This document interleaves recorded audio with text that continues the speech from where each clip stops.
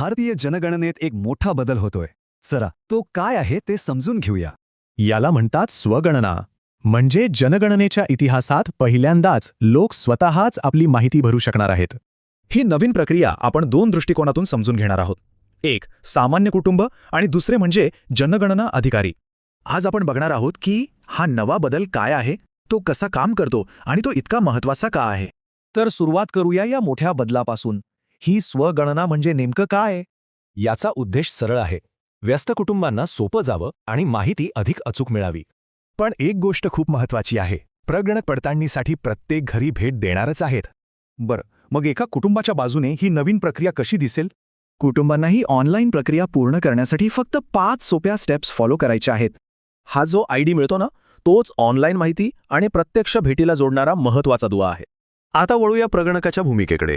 पाहूया ही प्रक्रिया पुढे कशी जाते. प्रगणकाच्या मोबाईल ॲपमध्ये त्यांच्या भागातील सगळा स्वगणना डेटा आपोआप डाउनलोड होतो.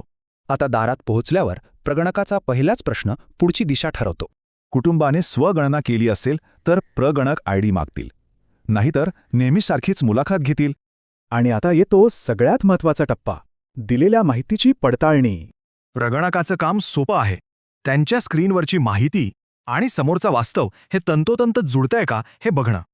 त्यांच्याकडे एक स्पष्ट निर्णय तक्ता असतो. त्यानुसार ते माहिती स्वीकारतात, दुरुस्त करतात किंवा नव्याने नोंदवतात. पण समजा प्रगणकाला काही चूक दिसली तर काय होतं? इथेच या सिस्टीमची खरी ताकद दिसते. उदाहरणार्थ, प्रगणकाला सिमेंटची जमीन दिसली पण डेटामध्ये मातीची नोंद आहे. ते ॲपमध्ये लगेच बदल करतात. आणि जसा हा बदल होतो तसा त्या डिजिटल रेकॉर्डला एक टॅग लागतो. हा टॅग लागलेला रेकॉर्ड थेट सुपरवायझरकडे जातो अंतिम तपासणीसाठी. यामुळे अचूकतेची खात्री होते. चला तर मग या नव्या हायब्रिड सिस्टीमचे काही महत्त्वाचे नियम थोडक्यात पाहूया. हे 4 नियम डिजिटल सोयीसोबतच प्रत्यक्ष पडताळणीची अचूकता कायम ठेवतात. ही नवी प्रणाली एक मोठं पाऊल आहे. पण यापुढे नागरिकांचा सहभाग देशाचं अधिक अचूक चित्र कसं तयार करू शकतो?